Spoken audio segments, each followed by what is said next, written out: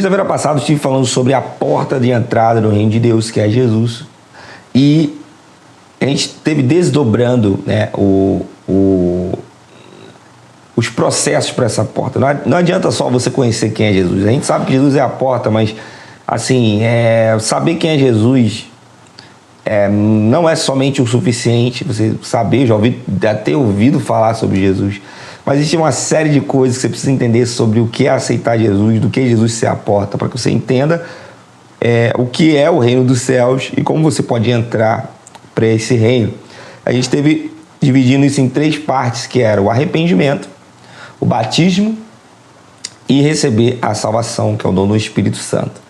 Isso está lá na pregação de Pedro. Pedro ele diz: arrependei-vos para que sejam perdoados seus pecados, sejam batizados e recebam o dom do Espírito Santo, que é a salvação. Então, acerca do que nós vamos falar, estou falando um pouco rápido, a gente não vai falar sobre arrependimento, porque a gente já falou. Se você quiser assistir sobre arrependimento, você pode ir nas outras gravações que a gente tem outros vídeos sobre arrependimento, e então é importante que você vá lá também para a gente não ficar sempre nas mesmas coisas.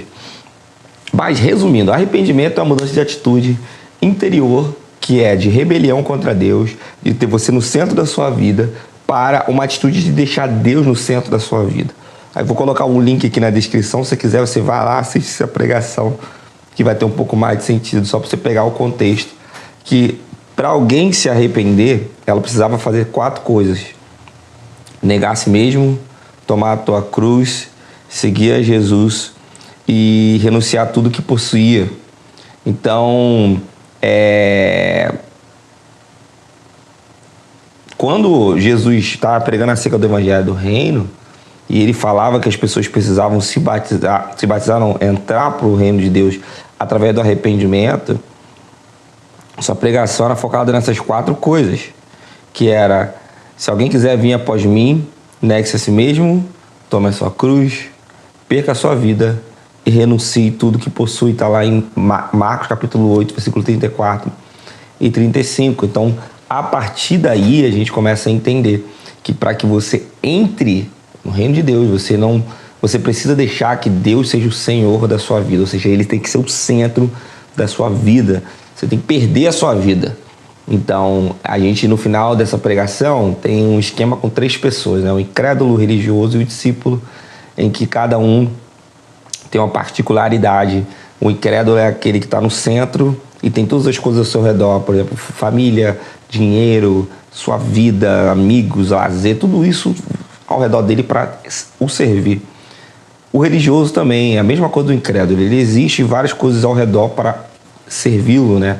Família, dinheiro, amigos, estudos, casa, seus bens materiais, mas ele também coloca Deus. A diferença do incrédulo para o religioso é que o incrédulo nem se importa com o que Deus pensa.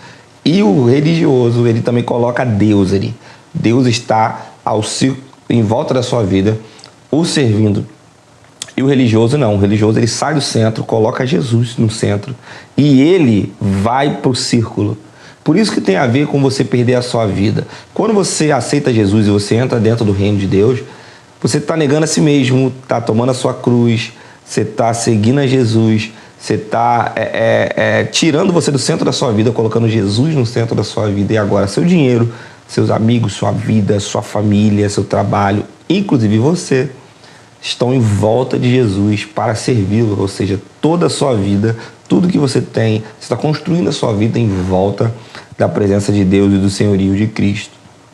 Então, Pedro, quando ele foi pregar ali em Atos, ele diz assim: se você, quando ele estava pregando para aquelas pessoas, ele usou 3 coisas que a gente vai pontuar, que era o seguinte: arrependam-se, sejam batizados para perdão dos seus pecados e recebam o dom da salvação, que é o Espírito Santo. Então, esses 3 pilares, arrependimento, batismo e salvação, ou receber o dom do Espírito Santo, são os pilares da porta.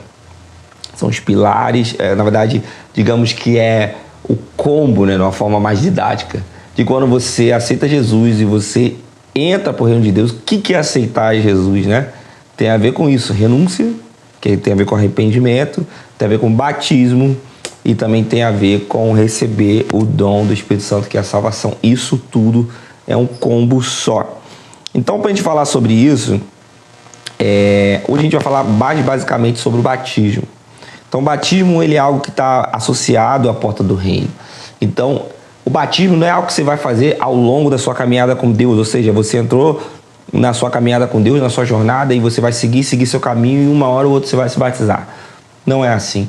É muito comum você parar para conversar com alguém e essas pessoas estão falando assim, olha, eu vou na igreja, a pessoa está na igreja um tempão, mas você vai se batizar, não? Pô, mas eu não estou preparado nem para me batizar. Porque as pessoas têm um conceito de que, cara, uma hora ou outra eu vou me batizar. Então, na verdade, isso não é verdade, meu irmão. O batismo, ele não é para algum tempo depois da sua vida cristã. O batismo está na porta de entrada. Então, você se arrepende, nega a si mesmo, toma sua cruz, começa a seguir Jesus, reconhece o senhorio de Cristo pela fé, crê com o coração, confessa com a sua boca, se batiza, recebe o Espírito Santo. É um combo. Está na porta de entrada. Agora, quando a gente vai falar sobre o batismo, a gente também tem que ver o esclarecimento. O seguinte, eu vou também dividir em 3 partes, né, em 3 períodos. Por exemplo, o contexto do batismo aqui, na época de Jesus, que as Escrituras dizem, o contexto do batismo no tempo apostólico, na igreja primitiva, e o contexto do batismo agora aqui na igreja contemporânea. Então, na igreja contemporânea é comum a gente falar o seguinte, que o batismo é um símbolo religioso da nossa morte com Cristo, ou também que o batismo é um testemunho público, simples testemunho público da nossa confissão de fé. Tá certo. O batismo também é um símbolo, o batismo também é um testemunho público, mas o batismo também é algo espiritual, sabe? Quando você está sendo batizado, existe algo espiritual em volta daquilo ali. É como se você está adorando a Deus. Não tem algo espiritual na adoração? Quando você está orando, não tem algo espiritual? Quando você está se batizando, por que não teria algo espiritual no batismo? Inclusive, quando Jesus foi se batizar, Jesus, que é o próprio Espírito Santo, né? Jesus, quando foi se batizar, o Espírito Santo se materializou em forma de pomba. Ouviu-se uma voz do Pai dizendo, esse é meu filho amado. Então, existe algo espiritual quando nós vamos batizar? Sim, apesar do batismo também ser um símbolo da nossa morte com Cristo, e o batismo também é um testemunho público da nossa confissão de fé. Mas sim, existe algo espiritual quando nós estamos nos batizando. O batismo está revestido de uma realidade espiritual, de um sentido espiritual. E isso era levado muito a sério, e era levado muito a sério mesmo, assim, de todas as letras, isso na igreja primitiva e em Jesus. Por exemplo, Mateus 28, versículo 18 a 20, tem uma passagem muito conhecida. Aproximando-se Jesus, falou dizendo, foi-me dada toda a autoridade no céu e na terra, portanto, ide, fazei discípulos de todas as nações, batizando. Grave aí. Em nome do Pai, do Filho e do Espírito Santo, ensinando a observar todas as coisas que eu tenho mandado, estareis convosco todos os dias da consumação dos séculos. Então, o que acontece? Jesus está querendo dizer o seguinte, ele já está pressupondo que você já está pregando o evangelho do reino, beleza? Ir por todo mundo pregar o evangelho a toda criatura. Então, ele já está pressupondo que você está pregando o evangelho do reino. Uma vez que está pregando o evangelho do reino, a pessoa está negando a si mesmo, o ouvinte, negando a si mesmo, tomando a sua cruz, seguindo a Jesus, renunciando tudo que possui, batize. Batize. Em nome do Pai, do Filho e do Espírito Santo, depois ensine, discipule. No contexto aqui da época de Jesus, é isso. Você aceita Jesus, né? Você ouve a palavra, confessa com a sua boca, crê com o seu coração, renuncia a tudo que possui, se batiza e depois você começa a ser discipulado. Mateus capítulo 16 também tem outro versículo. Esses 2 versículos que eu estou lendo, eles são versículos importantes, mas eles não são suficientes. Para você entender o contexto do batismo, você precisa correlacionar com outros textos. E aí eu vou explicar a dificuldade que tem isso também. Mateus 16,16 diz assim: quem crê e for batizado será salvo, mas quem não crê será condenado. E uma vez eu estava estudando isso com alguém falou assim para mim: olha, ele analisou o batismo por esse versículo: quem crê e for batizado será salvo. Ou seja, cara, para que você seja salvo, você precisa ser batizado. Se você não é batizado, você não é salvo. Era esse o contexto que aquela pessoa estava entendendo. E eu falei: cara, não, ele não, sim. Marcos 16,16 diz assim: cara, mas você não pode apenas limitar o que você está pensando aí por Marcos 16,16. Por quê? Se você ler Marcos 16,16 e mal interpretar e nem olhar o contexto com outros textos, você vai achar que batismo salva. Mas na verdade está dizendo: quem crê e for batizado será salvo, mas quem não crê será condenado. Ou seja, o restante do versículo já está falando sobre crer. Ou seja, esse versículo está querendo dizer, meu irmão, que o batismo e a fé, a confissão, crer com o coração, está tudo interligado. Ou seja, faz parte de uma coisa só.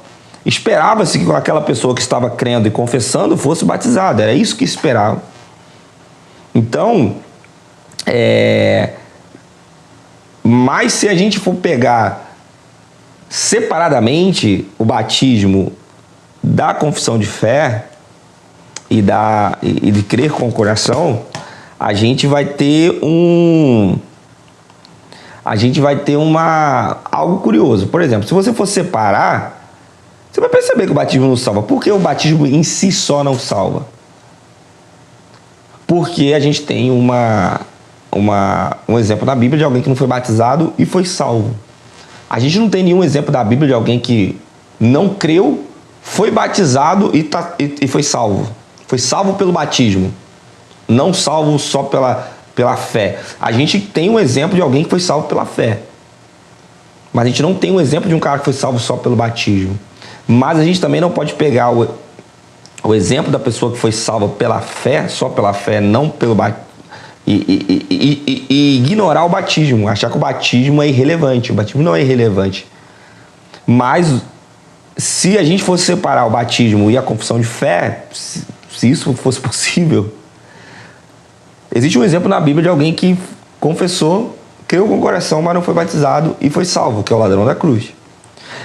Vão ter inúmeros exemplo de pessoas que você não vai poder batizar. Um cara que está no hospital, um cara que tomou um tiro, está quase morrendo, um cara, entendeu?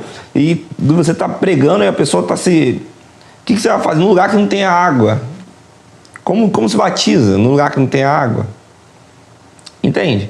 Então tem sérias situações em que não é possível batizar. E mesmo assim as pessoas foram salvas. Mas a gente não pode diminuir a importância do batismo.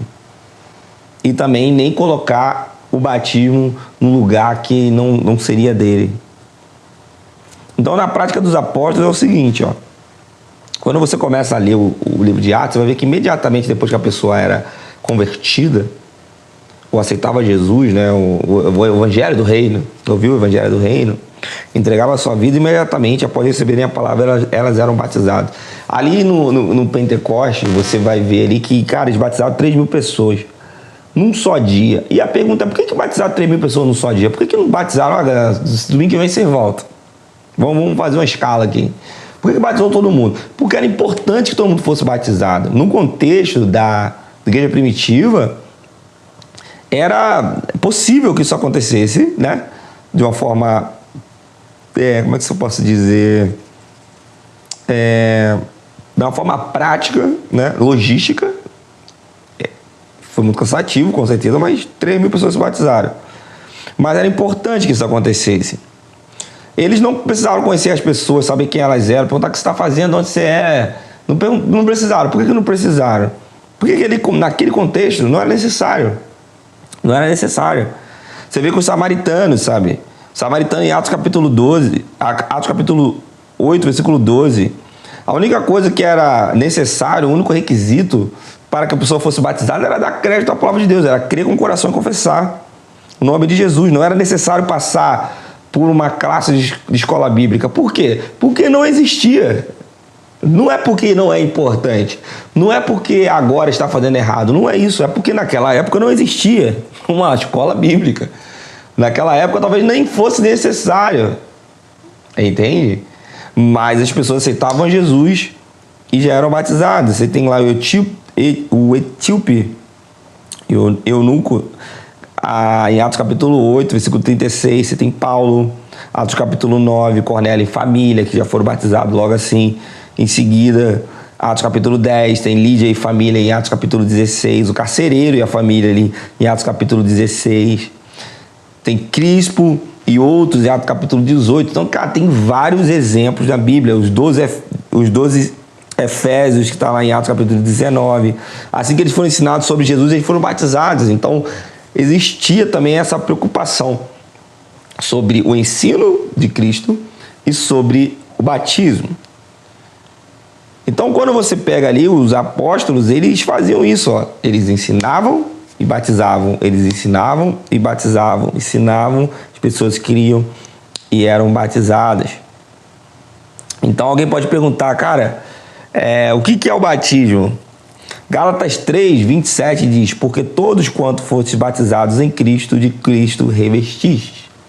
Então, o batismo, além de ser uma pública confissão de fé, além de ser algo que você faz para que as pessoas percebam a decisão que você está tomando, algo que vai marcar a sua vida, o batismo também faz parte de uma união com Cristo. Então, o batismo faz parte de uma união com Cristo por quê? Porque é um combo, né? É um processo que é você aceitar Jesus, entregar a sua vida, ser batizado, se unir a Cristo, receber o Espírito Santo, que é a salvação. Então, sabe, eu não acredito que Deus pensou nisso de uma forma tão didática quanto nós fizemos aqui na Terra, de separar isso de uma forma muito explicadinha, de uma forma que fosse, sabe, muito tempo depois uma da outra. Acho que o contexto era o seguinte: as pessoas aceitavam Jesus, criam, confessavam, eram batizadas e elas já começavam ali a ser discipuladas, recebiam o Espírito Santo. Sabe, Deus, ele não quer que você aceite a Jesus hoje, você passa por um processo de transformação de 5 anos, falei que há 5 anos você está preparado para se batizar, e depois de não sei quantos anos você recebeu o Espírito Santo. Não faz muito sentido essa linha de raciocínio. Então, o texto que lança a luz nesse assunto é Romanos 6, 3. Romanos 6, capítulo 6, versículo 3. A gente pode entender que haviam pessoas que tinham um entendimento por parte daquilo que era o batismo. Por exemplo, os romanos já sabiam que quando eles eram batizados em Cristo. Show.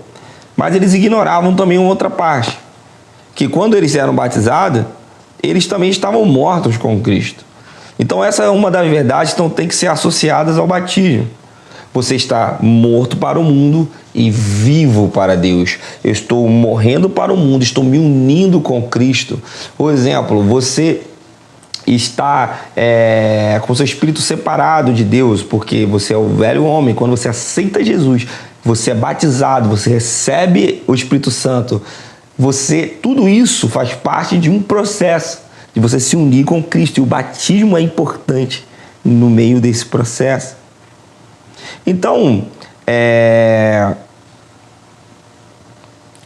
nos dias atuais, como é que isso acontece? Então, fala assim, cara, mas você está falando isso, mas assim, hoje, nos dias atuais, as pessoas não são batizadas de uma hora para outra. Não, nos dias atuais, as pessoas não são batizadas realmente de uma hora para outra. Não são batizadas de uma hora para outra. Nos dias atuais, as pessoas aceitam a Jesus e elas geralmente vão para uma classe estudar. E aí, o porquê que existe essa classe? Primeiro, você já percebeu que a maioria das pregações hoje não são acerca do Evangelho do Reino? Raramente você escuta alguém falando que você tem que negar seu mesmo, tomar a sua cruz. Não, hoje em dia as pregações na verdade estão rodeadas de religiosidade.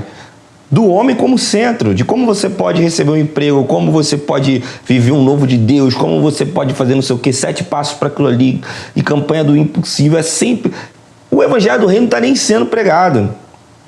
Então, como alguém pode aceitar a Jesus, pode se batizar, receber o dom do Espírito Santo, se nem está gerando a fé genuína no coração daquelas pessoas, se na verdade elas não estão nem entendendo o que na verdade elas estão fazendo? Então, eu creio que a necessidade de termos hoje classes de batismos nas igrejas é porque nós temos poucas pregações que esclarecem esse tipo de coisa. E aí eu não estou criticando aqui os pregadores, mas estou dizendo que hoje o púlpito da igreja não é somente para uma pregação acerca da salvação. Hoje o púlpito da igreja é também a doutrina, é também ensino, é também motivar, encorajamento, porque motivacional apareceu uma palestra de encorajamento bíblico. Então nem todas essas coisas fazem com que a pessoa se arrependa e tenha um encontro com Deus. Às vezes são coisas para pessoas que já estão mais para frente. Quando a pessoa vai pregar lá numa igreja, no púlpito, você está pregando para vários níveis de maturidade, para aquela pessoa que já aceitou a Jesus há muitos anos, o cara que nunca ouviu falar de Jesus. Então, a classe de batismo acaba sendo esse contato que a pessoa tem com esse tipo de assunto. Entende? Então, por isso que as pessoas vão para a classe de batismo. Então, às vezes ela está ali na frente, ela quer entregar a sua vida para Jesus, mas ela não sabe nem o que é. Por quê? Porque às vezes a pregação era sobre outra coisa, mas teve fé no coração daquela pessoa e ela quer aceitar. Então, ela vai para a classe de batismo. Ela chega na classe de batismo, ela vai ter a pregação ali de arrependa-se, entregue sua vida a Jesus. Aí ele vai entender, cara, você quer fazer isso hoje? Quero. E a pessoa entrega sua vida para Jesus ali. Muitas pessoas entregam sua vida para Jesus na classe de batismo, sabia? E aí, por que então a pessoa não é batizada logo ali em seguida? Por um meio logístico, né? Pelo meio logístico. E um meio também, pelo motivo também eclesiástico. Por exemplo, hoje a igreja, ela não é mais como a igreja primitiva. A igreja contemporânea, ela foi dividida em várias denominações. Ela passou por várias transformações, inclusive passou pela igreja católica, antes de virar uma igreja protestante. Então existem doutrinas diferentes. Então na classe de batismo, além de você aprender isso, você também aprende as doutrinas da igreja. Que existe muita divergência entre o que uma igreja acredita e que uma outra igreja acredita, mesmo igrejas cristãs, mesmo igrejas evangélicas. Então por isso que as pessoas vão para a classe de batismo. Na classe de batismo elas têm um ensino mais direto daquilo ali, que nem sempre é possível fazer ali do púlpito. Nem sempre é possível fazer numa célula. Por quê? Porque está abrangendo outros assuntos. Ah, mas na igreja primitiva só pregava aquilo ali. Claro, por que a igreja primitiva, os apóstolos só pregavam arrependam-se? Porque estava começando a formar uma igreja. Ali não tinham velhos convertidos. Ali não tinham pessoas com 30, 40 anos de igreja. Ali ninguém era da igreja, ninguém era convertido. As pessoas estavam se convertendo naquele momento. Então, se você ler o livro de Atos, as pregações são secas do evangelho do reino de Deus e só falam daquilo. Por quê? Porque não existiam velhos na igreja, velhos de igreja. Todas as pessoas eram novas convertidas. Por que batizaram 3.000 pessoas de uma vez? Porque todo mundo estava entrando para a igreja no mesmo momento. Então hoje, a gente tem que tomar um pouco de cuidado quando a gente critica a igreja contemporânea. Por exemplo, poxa, mas a gente tinha que batizar todo mundo todo dia, todo domingo, não sei o quê. Sim. Mas quando você também entra para uma igreja, como por exemplo a igreja batista, hoje em dia você não está só entrando para o reino de Deus, você também está entrando para dentro. Entrando para dentro é forte, né? Mas você também está entrando, fazendo parte de uma instituição que tem ali todos uns princípios, todo um conceito. E que é importante você também entenda aquilo ali. E é importante também você entender que quando você entra para essa instituição, você tem alguns deveres, direitos. Você, por exemplo, a igreja batista ela é congregacionalista. Quando você se bate, qual o meio de você entrar para a igreja batista? Através do batismo. Do batismo ou de uma carta de transferência, enfim, isso aí é um assunto para outro dia. Mas um dos meios de você se tornar membro de uma igreja batista é através do batismo. Então o batismo tem a ver com a parte aqui bíblica, que eu te falei, de você entrar pro reino de Deus, aceitar Jesus, unir com Cristo, uma parte espiritual, enfim, faz parte do combo, mas também o batismo é usado para que você se torne membro da igreja. Entendeu? Então, um exemplo, As igrejas não batizam ninguém geralmente com menos de 7 anos de idade. Tá isso na Bíblia? Não, não tá na Bíblia. É errado? Não, é uma doutrina. Mas é uma regra geral. Por que a igreja batiza pessoas com menos de 7 anos de idade? Não batiza? Porque entende-se que com 7 anos de idade uma pessoa tem um entendimento do que está sendo feito. E às vezes uma criança com menos de 7 anos não tem ideia. Entendeu? Isso é uma regra geral, porque às vezes uma pessoa de 11 anos deve ter de 20 anos que não tem ideia do que está fazendo. Entendeu? Mas é uma regra geral. Isso não está na Bíblia, isso também não está errado. Pode ser analisado caso a caso? Claro que é analisado caso a caso. Mas, por exemplo, você também vai, entrando para uma parte eclesiástica, você também você vai concordar comigo que uma criança de 7 anos, talvez ela tenha já entendimento do que ela está fazendo, como entregar a sua vida para Jesus. Show! Mas uma criança de 7 anos, ela não tem um mínimo de noção do que ela pode fazer, por exemplo, de uma votação de uma assembleia numa igreja, porque se ela é membro, ela tem direito a um voto, entende? Às vezes ela não tem nem noção do que ela está votando, nem conhece aquelas coisas. Você entende como as coisas são muito... Na igreja contemporânea, mais coisas têm que ser levadas em consideração? Então, para que você não fale, meu Deus, a igreja tinha que ser como a igreja primitiva. Se a igreja primitiva mantivesse aquele mesmo ritmo até hoje, talvez a gente não tivesse, talvez nem existisse. Eu ouvi um professor uma vez na faculdade, no seminário, falando isso, e eu concordo. A igreja precisou se institucionalizar para que criasse um modelo para que resistisse a várias coisas. Cara, quando você institucionaliza, você tem muitos outros problemas? Você tem. Mas uma das coisas boas de se institucionalizar algo é fazer com que aquilo ali crie um modelo e aquilo ali seja algo que seja... esqueci a palavra, mas que perpetue, né? Algo que seja constante, sabe? Algo que seja constante, algo que não vai acabar logo.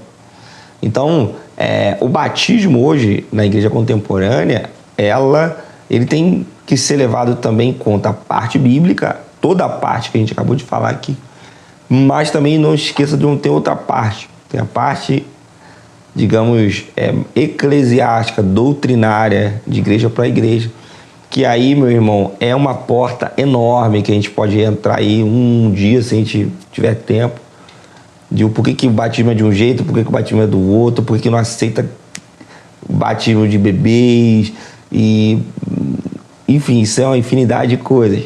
Mas, para resumir, o batismo de bebês, ele não é visto ou aceito como esse batismo bíblico, porque o bebê não tem o menor entendimento do que ela está fazendo, ele não está negando a si mesmo, ele não está tomando a sua cruz, ele não está seguindo a Jesus, ele não está se unindo com Cristo, nada.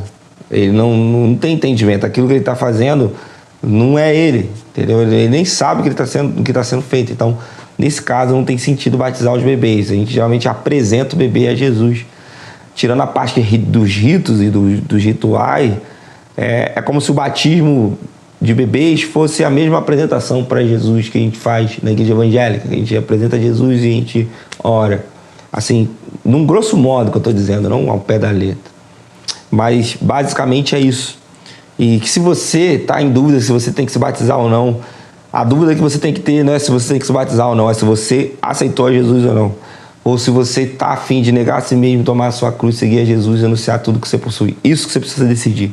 Se isso for algo muito claro na sua vida, sim, é hora de você procurar alguém e falar assim, cara, eu quero me batizar, quero entregar a Jesus a minha vida e receber o dom do Espírito Santo, que é a salvação.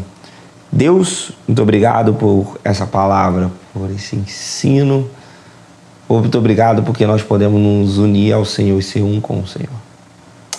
Obrigado, Senhor, que meus irmãos possam ter fé no coração através dessa palavra. Em nome de Jesus. Amém e amém.